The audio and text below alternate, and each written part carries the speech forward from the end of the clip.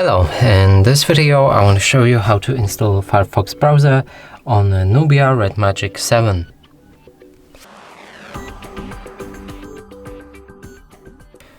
So in order to do this, first let's open Google Play Store. Here in the search pool, enter Firefox. Hit the search button, select this app and install it. After installation process is complete, you'll be able to open this app. From here, start customizing it, so you can pick a theme, choose your tailbar placement, switch always on privacy settings, sign up to synchronize Firefox between other devices, and also read the privacy notice.